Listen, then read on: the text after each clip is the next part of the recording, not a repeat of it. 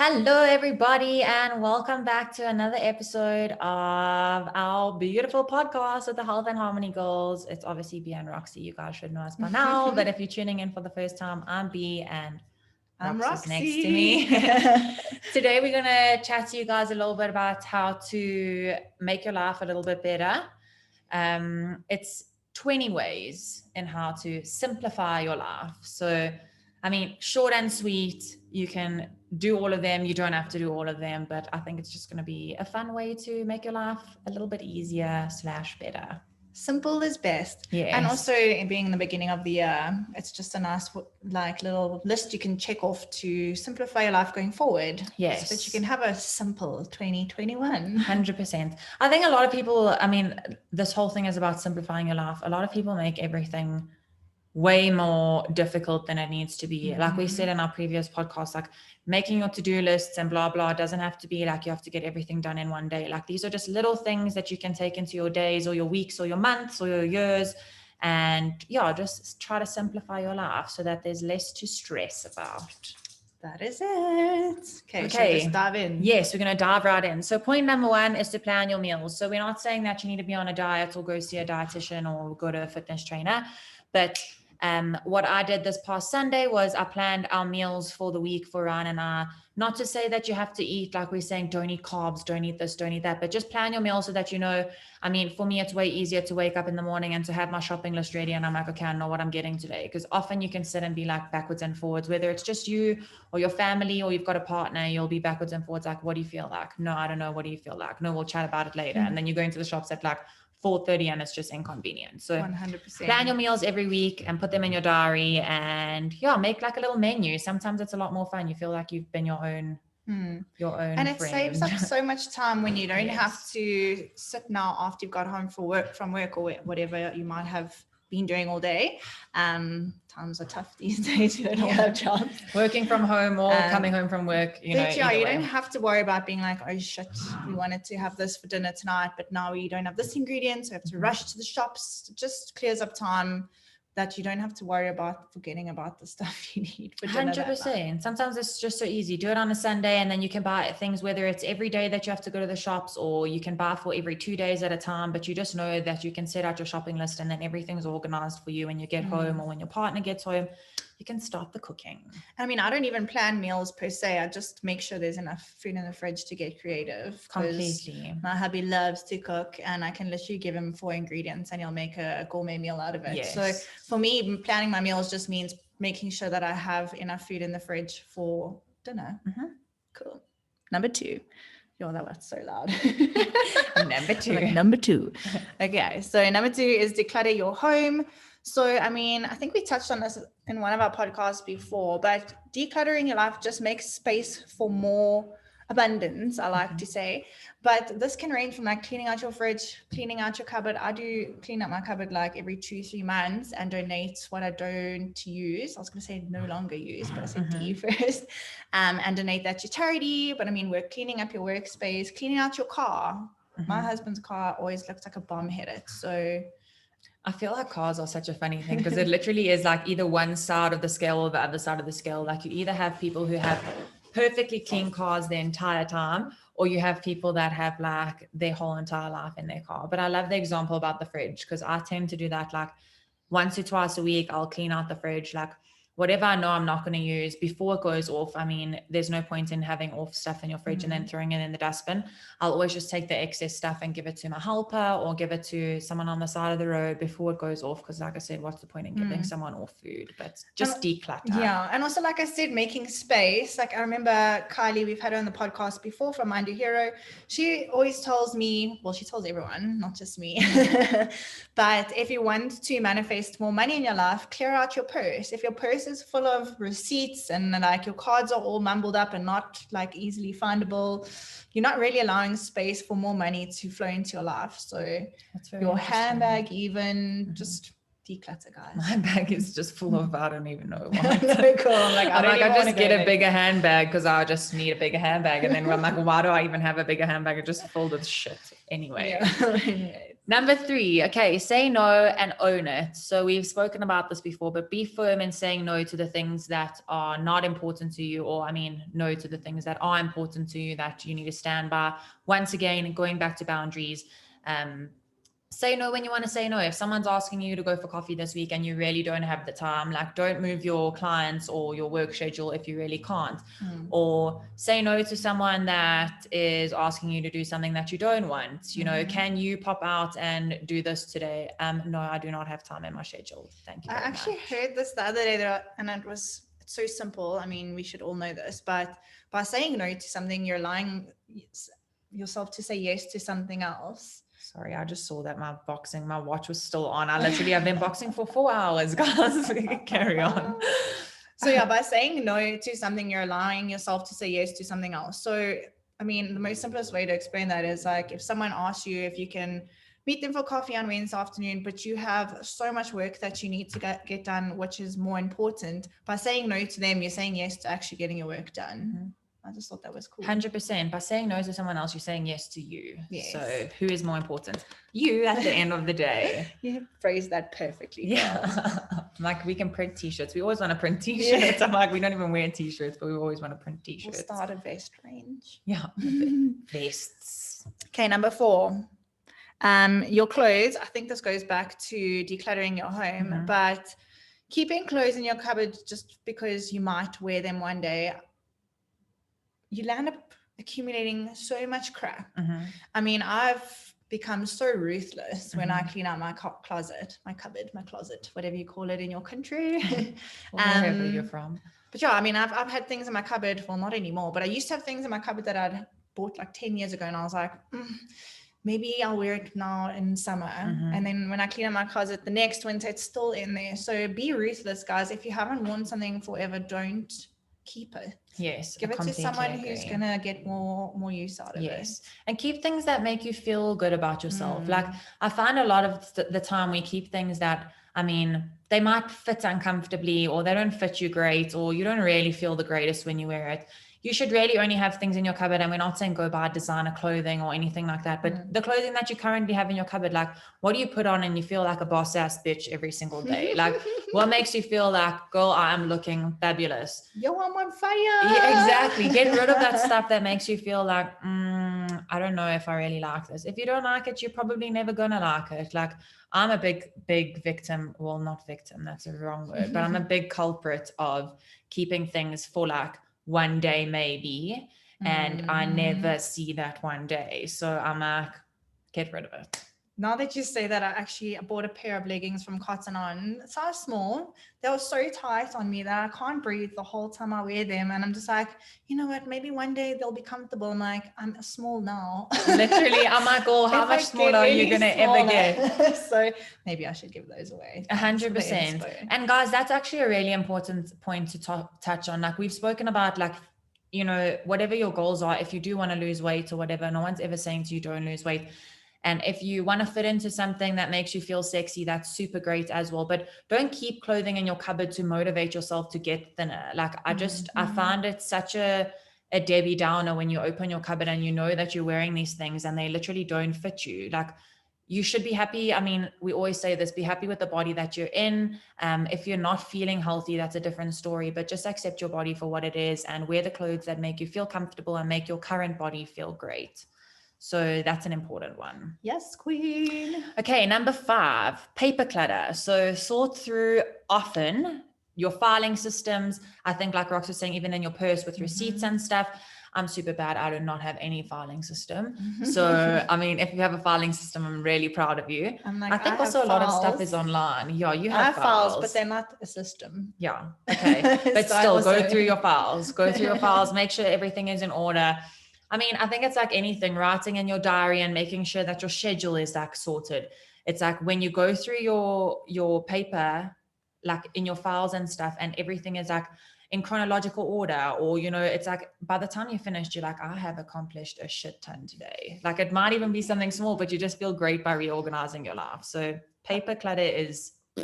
I just have a hard time letting go of paper things because I mean, now it's different when everything's digitized. You can store them in the cloud, but there's so many things that I've got in files that I find so hard to let go of because it's so nice to look back on like workbooks that are filled in or things that are printed.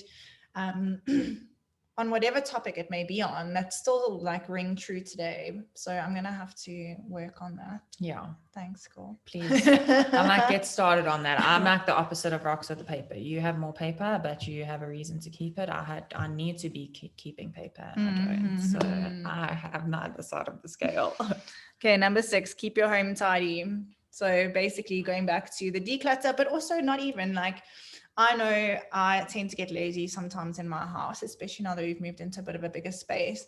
And when I walk around a house where like you can see you haven't swept the floors, the counters in the kitchen are a little bit grimy, whatever it may be, I just feel gross. Yeah. And I feel like I'm not putting enough effort into my house that should reflect, my house should reflect me. 100%. And me as I'm a person, I'm a person, of course I'm a person.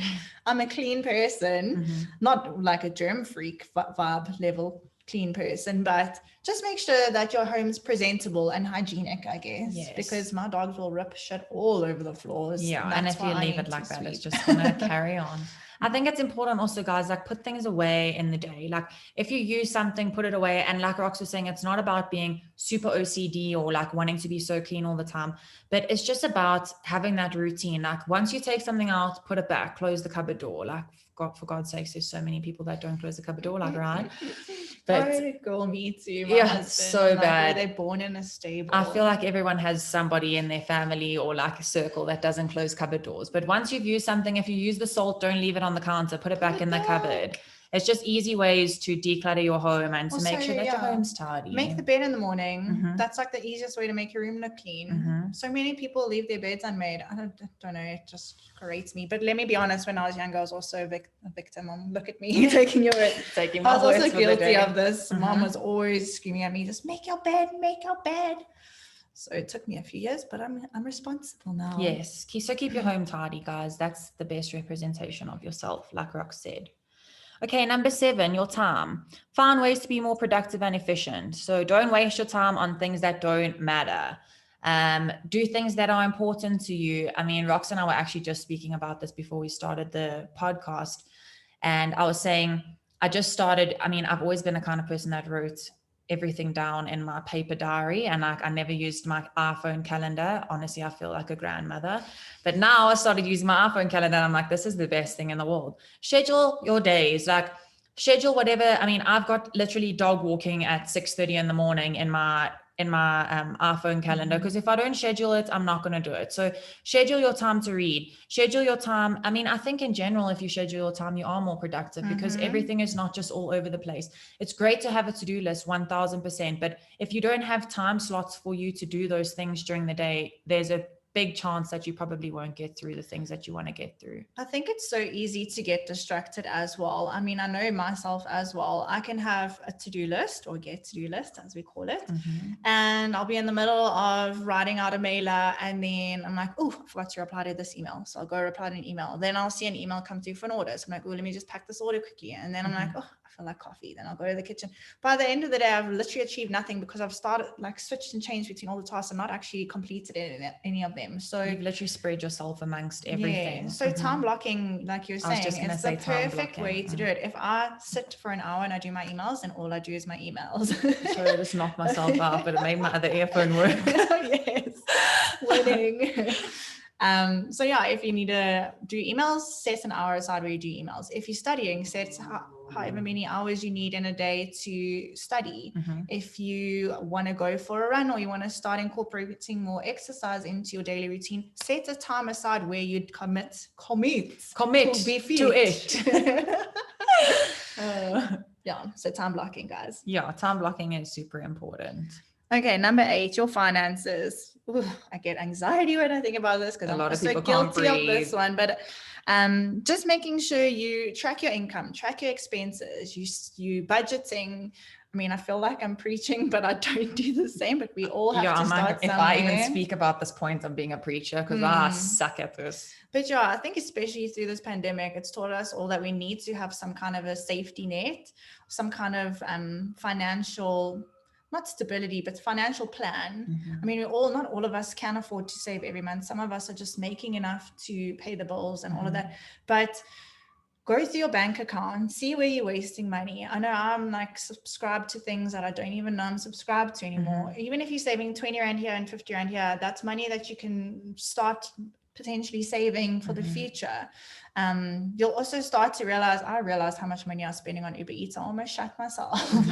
So it's just good. Like also Kylie from Mind Your Hero says, date your bank account, go on it, see what you're wasting money on, see where you can save money, see where you can just adjust spending habits and things that aren't really for the greater good of your financial future. Yeah, that's why I will be preaching to you if I even speak about this topic, because I'm so bad at it. But they do say, you guys, you should open your bank accounts every single day. Like you should know what's going in, you should know what's going out, you should know what your debit orders are.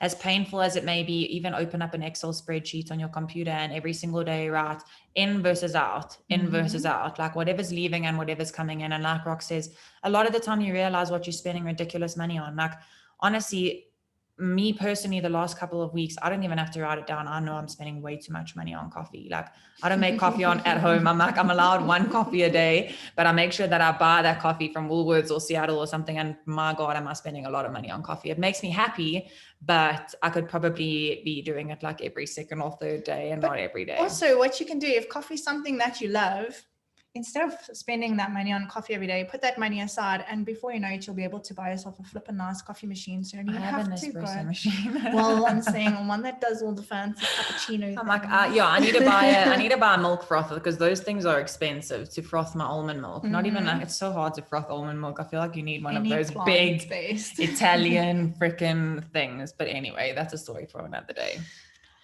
Okay, number 8, your evenings. I really love this one, but prepare yourself for the next day. So it's a good way to unwind before bed.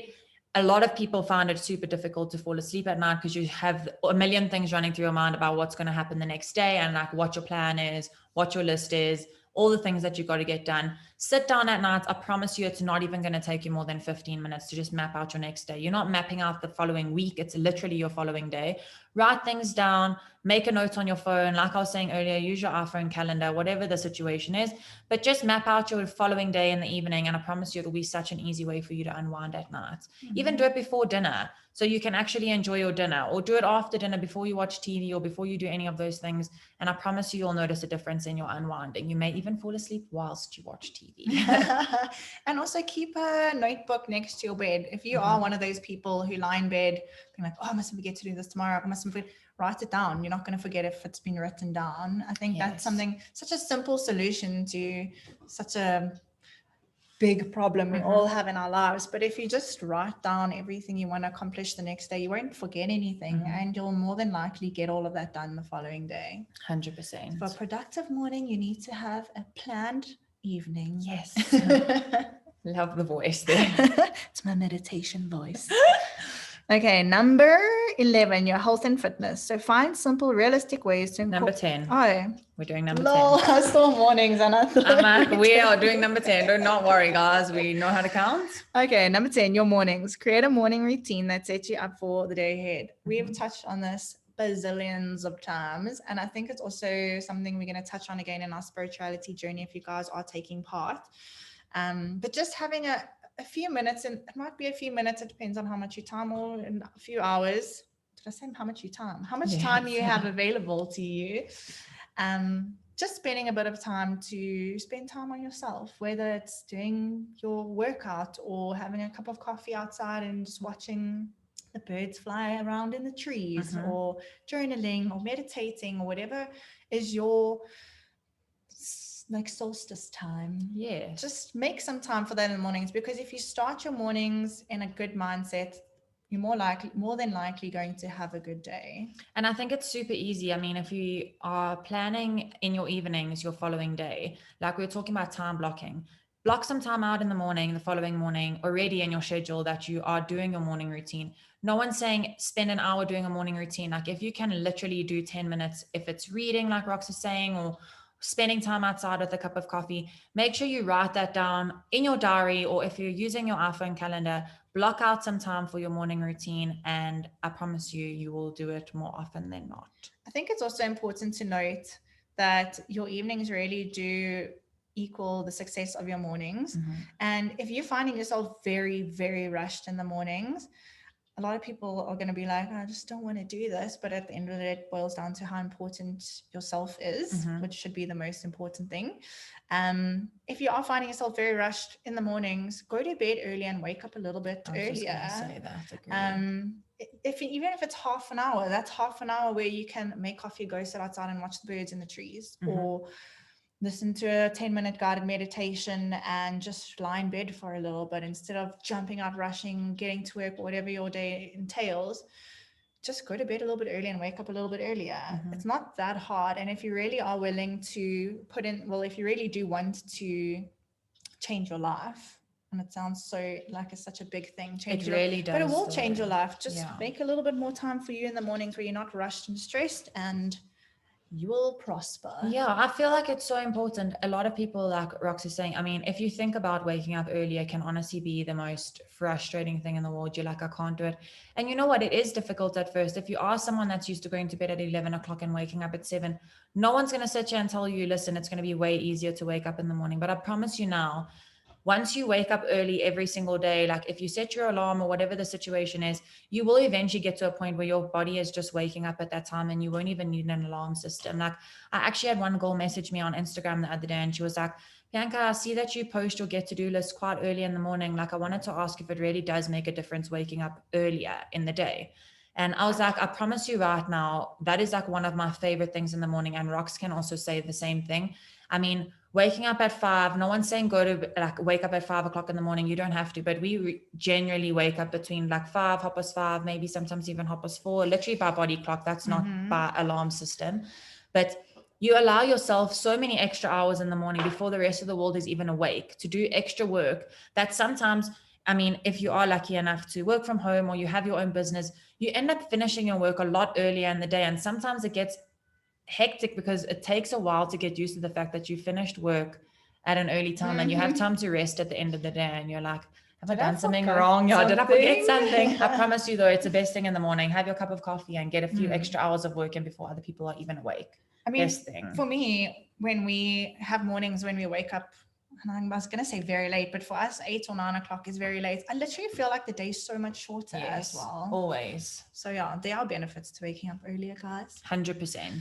Okay, number 11. Now we're doing number 11. Your health and fitness. So find simple ways to incorporate your health and fitness into your everyday life. I mean, we've said this a million times. No one's telling you to go and do 2 hours of working out every single day, but think about your health and fitness like we spoke about earlier with planning your meals. If you plan ahead, and like Rox used as an example, you don't have to plan your meals, but plan your fridge. If you've got easy access to healthy fruits or vegetables or healthy snacks, and to make healthy meals, and you just provide yourself with those ingredients, I promise you now, your health is going to take a skyrocket. And also with your fitness, I mean, make some time every single day, like we're saying, in your evenings, plan your following day. If you can do 15 minutes, you can do 15 minutes. I promise you now, there are so many people on YouTube or Instagram or whatever that can give you 10-minute booty workouts or freaking 14-minute shoulder workout. Like you can find time in the day for what's important for you. So make that time, because I mean, we've said it and it sounds so cheesy, but spending time on yourself is going to be the most beneficial thing that you can ever do in your life. And once you start incorporating, I mean, if you are someone that hates exercise and you really just want to start with 15 minutes, start with 15 minutes. But I promise you, after a month, you're going to want to do more. 15 minutes won't feel like enough. Yeah. And also do the things that you enjoy. I think we've said this many times before, but if you want to go walk outside in the garden, you do that. If you want to watch a music video on TV and dance around like a lunatic, you do that. Don't force yourself to start a healthy fitness routine that you're not enjoying, because you're not going to keep doing it. It's not sustainable. And I feel like your health and fitness, when we speak about incorporating it into your every single day life, like No one's saying go from not exercising at all to doing a different hard session every single day of the week.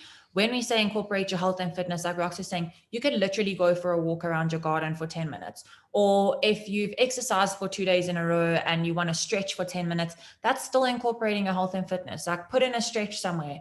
It's also really cool if you, on a Sunday, or even if you do it every evening, plan what you're going to do the next day. You can feel how you're feeling. Tomorrow, I'm feeling pretty stiff tonight, so tomorrow I'm just going to do a stretch. Just plan that you do a 15-minute stretch, but make sure that you're incorporating your health and fitness into your everyday life, and you will feel so amazing. Yes, you will. Okay, number 12, declutter your mind. So do a brain dump to get your thoughts down on paper, get clarity, and develop action points. So I think brain dumps, guys, it takes me back to school days, like mind maps and stuff. But there's so much power between, listen to me, there's so much power in just taking a pen and a paper and writing down your thoughts as they come into your head. A lot of us, and I was even talking to my mother-in-law the other day, because we're talking about The Secret and how they just say, if you believe it, it will come. And I was like, they missed out the action step. Because you can't just want a Ferrari and just hope that you're going to wake up one day and it's parked in your driveway. Just keep thinking about a You need to take action. You need, and as soon as you ask the universe for something, it's going to start showing you ways that you can achieve it. And if you don't listen to those signs and actually take that inspired action, you're never going to get what you are desiring. So by writing it down, it's making it real. It's putting it there so your eyes can actually see it and be like, okay, this is what I really want. Then your subconscious starts to go, how can I make this happen? How can I make this happen? So brain dumps I love doing, and I'll normally do it on a full moon when I'm doing a release and let go set, or even a new moon when you want to bring new things into your life. Just write down what's on your mind, people that have annoyed you that you need to forgive and forget, goals that you want to put down on paper and start working towards. Whatever is going on in that brain of yours, write it down, because it's also a nice way to do, like we were saying, declutter your mind. You can see, oh, okay, these are the goals that I actually want to start working towards. Put those under goals. These are the things that I need to stop doing because they're not helping me be my higher self. Put those under habits to stop. And it's just a nice way to declutter your brain. And I think it's super important, like Rox is saying, if you are going to do a brain dump on goals, for instance, to write down all your goals is one thing, but to write down how you're going to get to that point is also super important. Like write down your list of goals. That's great. You know what you want to work towards, but why do you want to work towards those goals? And what is it about those goals that you want? So, you want, like Rox was using the example of a Ferrari. Your goal is to have a Ferrari by 2025, but why do you want a Ferrari? Like, what is it about the Ferrari that you want, and how are you going to get there? The more points that you put down, the easier it becomes, and the more that you put out into the universe about your plan. And I think the bigger chance it is, or the bigger chance you have of getting those things. And also when you have these big audacious goals, like write down the nitty gritty parts of it. Let's take the Ferrari again as an example. How much is that Ferrari going to cost you? Never mind that. What is the insurance on it every month going to cost? The petrol, the maintenance, if something, God forbid, goes wrong with that golden Ferrari of yours. You'd swear it's made out of gold. You need to be able to know that once you achieve this goal, you can actually afford to keep it, because a lot of people want the fancy car and the big nice house and whatever comes with it, but they don't actually think about the cost of keeping it and maintaining it, if that makes sense. 100%. Okay.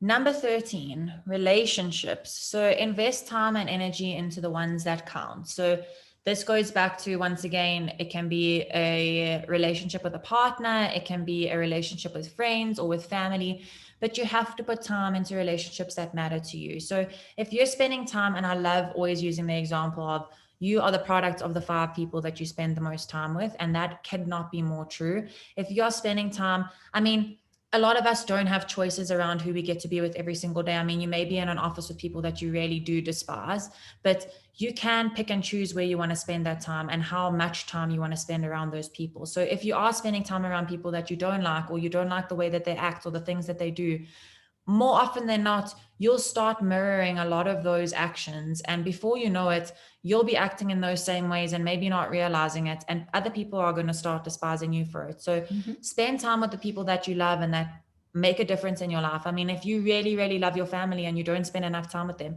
make one night a week that's set in your diary, like Thursday night, family dinner, or Monday morning, coffee with mom, or If you have a best friend that you absolutely adore, that changes your life for the better, make sure you spend as much time with them as possible. Make every relationship in your life that's important to you a priority. That's the right word I was looking for.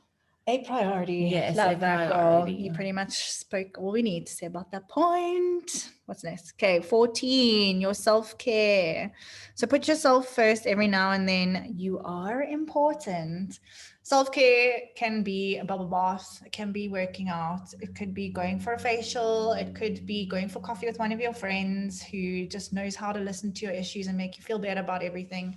Whatever that self-care means to you, make sure you schedule time for that, because we always put ourselves on the back burner and we put ourselves last, but you can't pour from an empty cup. So just make that time to recharge your, I want to say self-care batteries, but like your actual self batteries, because we always so often give all we have to everyone else and we don't put time aside for ourselves to just recharge, reset. I love that. Reclaim our lives. I was like, I can't even put any more. You've literally put it all out there.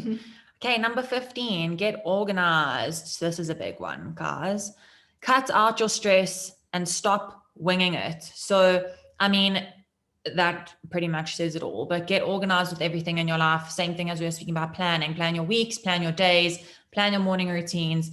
If you're just going to wing every single day, like Roxanne was saying, you write your get-to-do list and then you are all over the place in between, half mails, half this, half that. Oh my gosh, I need to plan this, I need to plan that. It's going to cause you a lot more stress. So just make sure that you're organized. No one's saying that like we said earlier, you have to be some OCD like freak. Oh my God, I need to run my day by minute every single day. But just be organized and know that what you're doing every single day is what you're doing, or each week, you know, where you need to be on the weekend, where you need to be each day in the week. And your life will just be a lot less stressful. I think a lot of people also put off doing certain things because of fear. So, I mean, sorry, the frog is in my throat. Like I was saying with finances, that's something that I'm not really good with, but it's also because I've got like some weird like fear towards my finances, maybe because I've never actually taken full control and managed them better. So once you actually just face that fear and start to put the time and effort into overcoming these big scary things like budgeting or whatever it may be, it's not scary anymore, and it's going to be another way you organize your life. So get over that fear, just face them, do the things that you don't like doing, and eventually they won't be there to be done anymore, or they'll just be part of your routine where it's not something scary anymore. It's like part of your day. I was thinking of a big impactful way to say that, but I was like, it's not coming. It did not come to me. Damn it. Okay, number 16, your chores and housework. So establish simple routines to keep your home clean, little and often. Set up a roster. I think I'm supposed to probably say roster. Yeah, set up a roster and delegate if you can. Okay, so this is taking me a while, guys. I'm not gonna lie, but hubby actually washes the dishes now. I'm so proud. I used to find myself getting so frustrated because I was always cleaning up after, I was going to say after everyone, but just the two of us, and just really feeling like hubby wasn't putting in the effort. So instead of bombarding him with all the things I needed him to start contributing to do, I just did one at a time. So I started asking him to help me make the bed. Now he's learned that he can also make the bed by himself. Started asking him to help. Started asking him to help with the dishes. And now like I'll even start sometimes in the morning putting all the dishes in the sink, and he's like, don't worry, love, I'll do the dishes today. And I'm like, yes, it's working. So small steps, but it really does help when you get someone else to help with the chores around the house. I mean, we've already spoken about why you need to clean up your house, just to simplify your life and make more space for happiness. I think this also goes back to the point of what we've spoken about in previous podcasts and in our spirituality challenge about, well, our spirituality journey, is to just let go that obsession with control and having control over situations. And the reason I say this is because I am a culprit of this. I get to the point where I'm like so obsessed with doing everything for myself, by myself, that I take on so much physical stuff in the household. Like Rox is saying, like I get irritated if something's not done the way that I like it to be done. So I'll rather just do it myself. Like I'll do this, I'll do that. Like, and then eventually you get to the point where you're possibly getting irritated with your partner or maybe a family member, or could be with whoever, but could be a roommate. You need to get to a point where you need to realize that someone else can do something as well and someone else can help you. And I think delegation is a big thing. No one's saying give a full list to someone and be like, do this by yourself. But like Rox is saying, incorporate things slowly by yourself. I mean, Ryan now, since I've been pregnant, also has started doing the dishes. Like I don't even speak to him I don't even go to the dishes side of the house anymore. And I'm like, it literally takes a full weight off of my shoulders, where I used to walk into the kitchen in the morning or in the evening and have so much anxiety because I was like, oh my God, I still have so much to do. It makes you so angry, like boil inside. You're like, all I need to do is communicate with this person that they need help more, and I won't be getting. Exactly. That's why I'm like, let go the need to control. And that I preach to myself as well, because you don't have to control every situation, and you can let other people do things and they will still do it. Okay. I promise you that. Okay. Number 17, your daily routine. Okay. This is obviously a bit repetitive, but find ways to do things that you need as well as the things that what you want. So if you want to be creative, if there's things that you would like to start doing, if you want to start painting or reading, or you want to start dance classes, or make time to do the things that you absolutely need to do in the day, but also the things that you want to do. Because if you're living every single day off of things that you need to get done, you're going to feel like you're living on a schedule, and you're going to feel like you're literally on a treadmill, and you're just going through every single day as this ridiculous routine, and you have no time for yourself. So like we've spoken about self-care and taking time for yourself, it's super important to make sure that in your daily routine, there are things down that you want to do, not just things that you need to do. Yeah. Love that. Okay, number 18, your clutter. I think we might have to edit that out.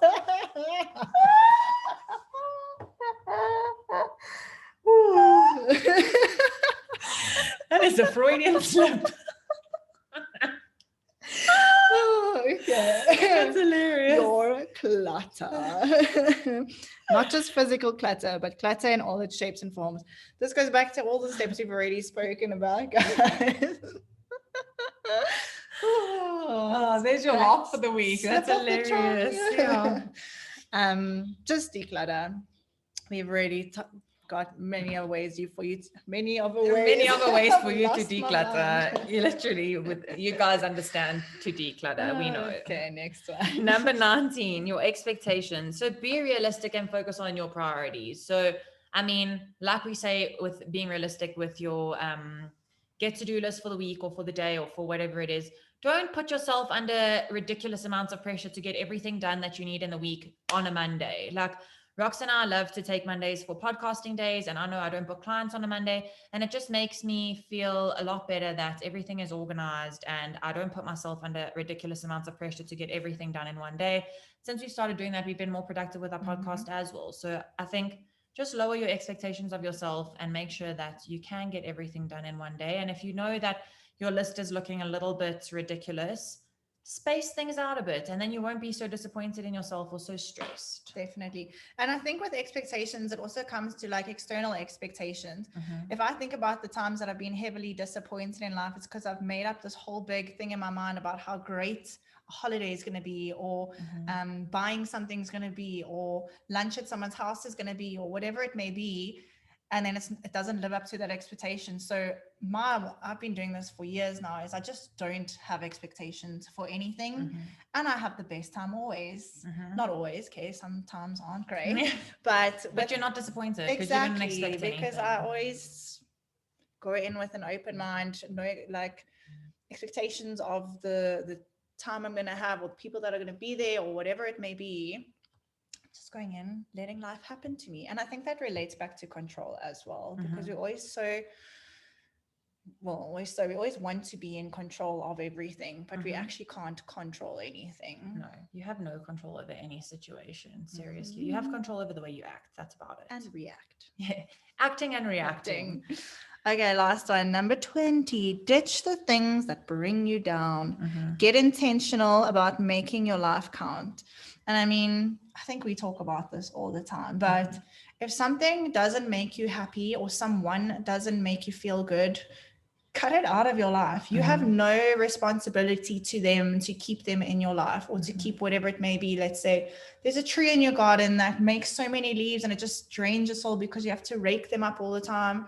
I'm not saying cut down the tree. Actually, that's a really bad example. I feel like a terrible, but I was waiting to see where that example was going. I was like, this is so not you. But maybe net that tree up.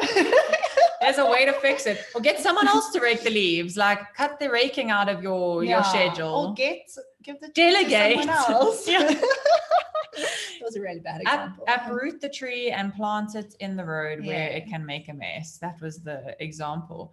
But yeah, guys, ditch the things that make you upset, or not even upset, just things that don't really make you feel good. And I know, I mean, we've spoken about this before, but it's really difficult to use this as an example because I do know that people are going through the most with the pandemic that we're in, and people can't afford to just lose their jobs and ditch their job because it's something that isn't fulfilling them. But in saying that as well, I do feel like it's important to note that you can always look for jobs while you still have a job. So no one's saying leave your job and be jobless and not find anything else. But if you are doing a job every single day that absolutely drains you and you really, really, really hate, I do advise looking for something else. I mean, if you manifest all the good things and you write it down and you speak about it to the universe and you have a plan, I promise you now, something will appear before you, like an opportunity will arise and you will be a lot happier. But don't just feel like you have to settle in a job because we're in this pandemic and because everything is the way that it is in the world. Like if you are really unhappy, it's like, I think that's the biggest thing in the world. That's where you spend a lot of your time, is at your job and at your work. And if you're doing a job every single day that you hate, you are giving so much of yourself that you are draining yourself completely empty, and you have no time for anything at the end of the day to even feel happiness. So I'm not, like I said, I'm not saying leave your job and be jobless, but there is a plan and a way to work around everything. Sounds so cliche, guys, but life is so short. And if you are going to spend your life in a job that you hate, I promise you now you're going to reach the age of 50 and then you're going to be like, now I can't leave my job because I'm too old, or I'm too this, I'm too that. So take the bull by the horns and do what you got to do. Yeah, I was going to say, it goes back to just taking action. You can complain about how much you hate your job for the rest of your life, but until you start making alternative plans to get out of that job, find something else, maybe start a side hustle, do it in your spare time. Life isn't easy until it gets easier, until you make it easier for yourself. So it might be shit now, working a 9 to 5 or an 8 to 6 or whatever hours you're stuck in your job. When you get home, make time to go on Property 24. Listen to me. Job 24 and see what's out there. Like write down the jobs that you would like to manifest into your life and start maybe joining groups on Facebook or whatever it may be, just so that you're putting out this energy so that the universe can respond with the same energy back and give it back to you. Yeah. So yeah, guys, those are just 20 ways to simplify your life. I mean, it sounds a lot more complicated than it is, giving you 20 ways to simplify your life. I mean, you could use 1 or 2 of these ways to simplify your life, but I feel like they kind of overlap. So they all can be incorporated with each other, but just use some of these examples and it really will simplify your life, make you less stressed, less everything, and just more focused on yourself and the things that are best for you to make you your best version of yourself. And like they always say, if you fail to prepare to fail. 100,000,000%. I'm like, sometimes we can call ourselves the cheese podcast, but honestly, these sayings are all like things you've heard for the rest of your, I mean, the whole of your life, the rest of your life. You've heard these sayings for the whole of your life, but to actually think about them in this context is super important. Alrighty, we have taken up enough of your time, guys. Thanks again for taking the time to listen to us. And we will see you guys next week with another episode on something fabulous. Yes. But until then, toodaloo. Have a beautiful week.